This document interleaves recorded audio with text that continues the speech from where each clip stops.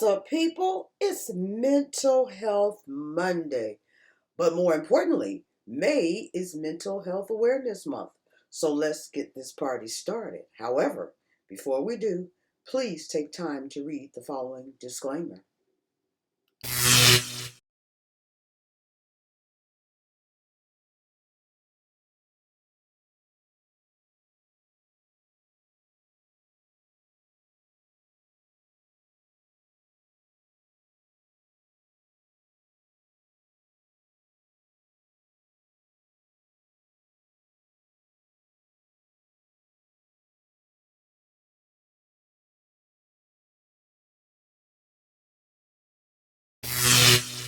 Last week, we left off with what causes personality disorders, possibly genetics, childhood trauma, verbal abuse, high reactivity to light, noise, texture, and other stimuli, peers, adult trauma, and experiences.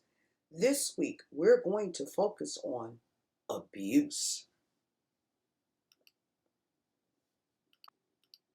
Did you know there are 6 primary forms of abuse? Physical, sexual, verbal/emotional, mental/psychological, financial/economic, cultural/identity.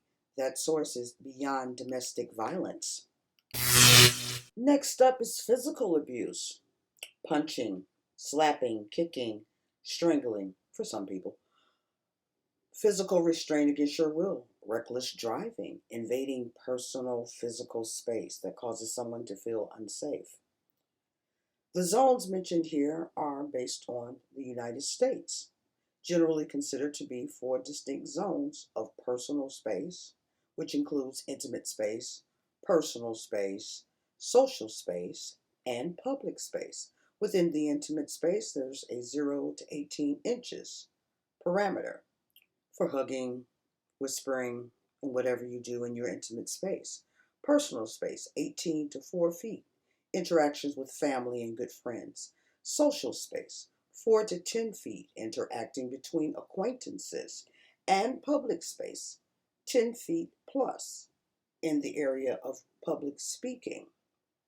Having been under the social distancing restrictions due to COVID-19, these personal zones should not cause us any issues. However, in some instances, for example, the workplace, there may be a problem.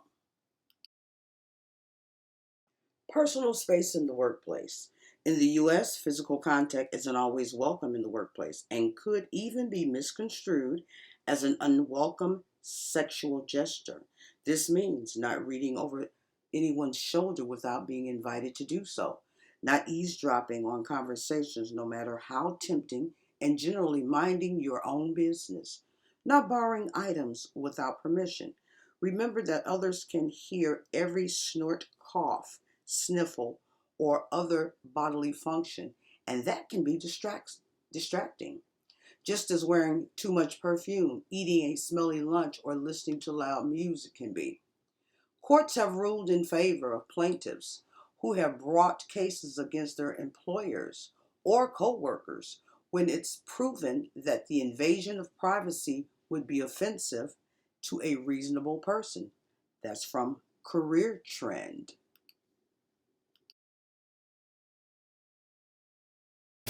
Okay, let's talk about sex. Sexual abuse includes rape, any forced sexual acts, withholding sex, using sex as a weapon, using sex to judge, intimidate, manipulate, or assign value, criticizing someone's abilities, or stating that that's all they're good for, uniquely used for power and or control. But marital rape, illegal in all 50 states since 1993. Can you believe that? 1993? It wasn't that long ago. Although some still think sex is something they're entitled to, which is another sign of power and control.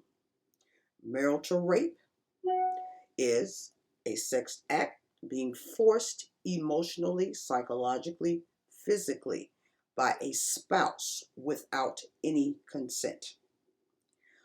Here's a quote from someone who had been raped in her marriage. My body is not mine now. It is his.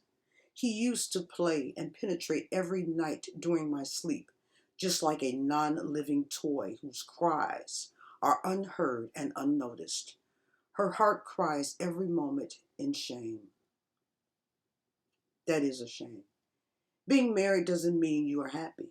Being married doesn't mean you have to have sex whenever your spouse wants it. Being married doesn't mean you give up your rights to say no. Being married doesn't mean that consent is automatic. It's really amazing that some of you listening today may have been raped in your marriage and didn't think you had a leg to stand on. Yes, you do. Rape is rape, married or not. However, due to misinformation and misinterpretation of biblical translations, many have been abused and continue to be abused for the lack of proper knowledge. Did you know between 10 and 15% of women have been raped in their marriage? As a sidebar, please do not get married because you want to avoid sin and have sex. It could be the worst mistake you ever made.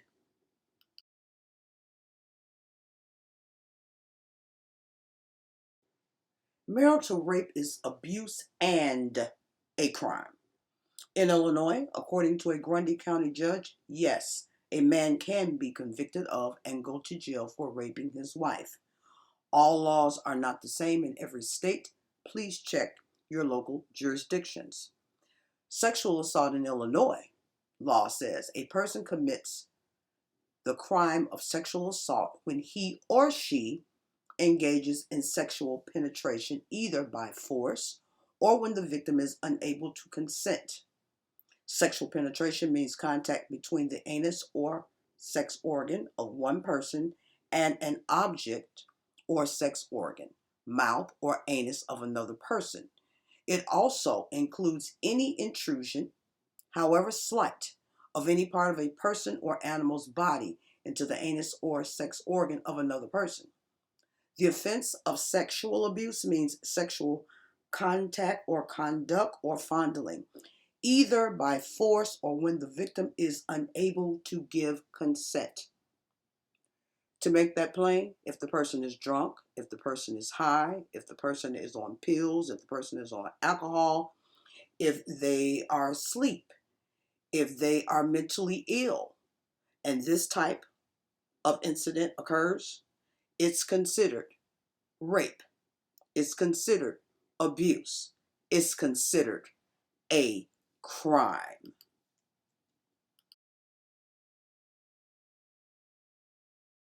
And just so we're clear, marital rape is abuse and a crime. I'm going to say that one more time. Marital abuse or rape is a crime. The penalties for that in Illinois: sexual assault is a class 1 felony and is punishable by 4 to 30 years imprisonment and a fine of up to $25,000. Sexual abuse is generally a class 4 felony. Sexual abuse is punishable by 1 to 3 years imprisonment and a fine of up to $25,000. Illinois law provides for enhanced sentencings for aggravated sexual assault or sexual abuse, and for second and subsequent offenses. In some cases, an offender may be sentenced of up to life in prison. Make sure you get consent.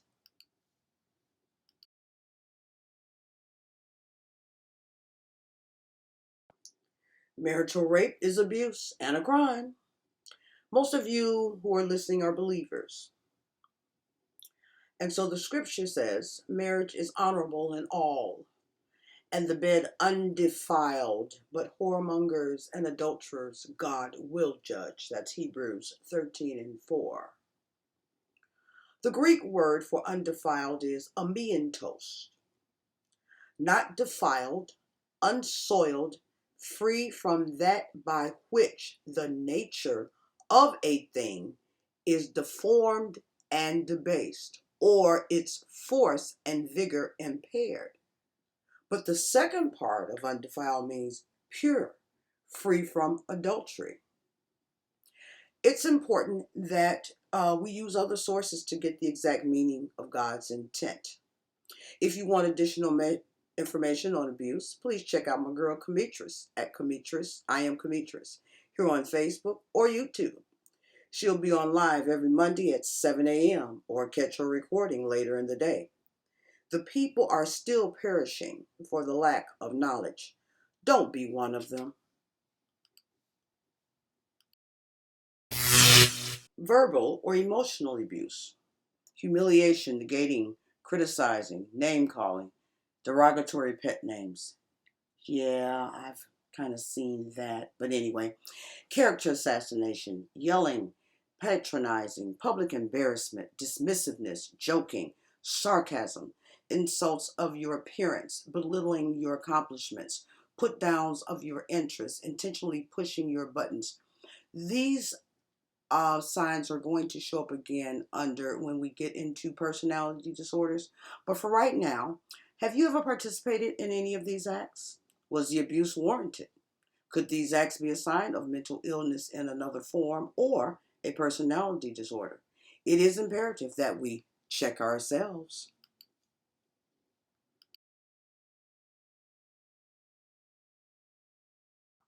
These are some signs of mental or psychological abuse: accusing, blaming, denial, neglect, isolation, control, shame, threats, monitoring your whereabouts, lecturing, direct orders, outbursts, unpredictability, walking out or away, using others, overly jealous or envious, turning the tables on you in a conversation, gaslighting, using guilt, denying the abuse, trivializing, demanding respect, shutting down communication, dehumanizing you, keeping you from socializing, trying to come between you and your family, withholding information or affection, tuning you out, calling you needy, interrupting you while you're on the phone, indifference, disputing your feelings.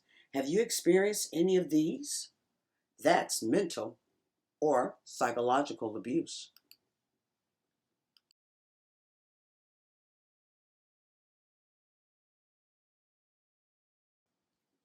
Financial, economic, and cultural identity abuse. Financial, power and control surrounding budgeting. Limit or prevents access from bank accounts. Excessive limits or prevents spending. Denies ability to open credit cards. Denies ability to have a job. This type of abuse typically occurs in marriages and sometimes among those that are cohabitating. Cultural and identity abuse. To inflict suffering and means of control, prevents dietary or dress customs, prevents religious observances for their faith, racial slurs, threats to reveal sexual orientation, isolation from public due to the dominant language that the person may be speaking.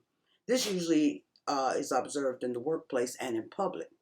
Have you ever experienced any of these? Or have you been the abuser? Check yourself.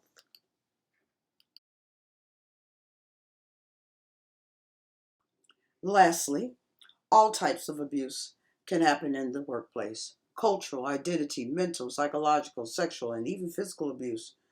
It is therefore imperative that you are aware of your rights according to the law. If you find yourself in any of these situations, be sure to consult an attorney. The Title VII Civil Rights Act, as amended, protects employees and job applicants from employment discrimination based on race, color, religion, sex, and national origin.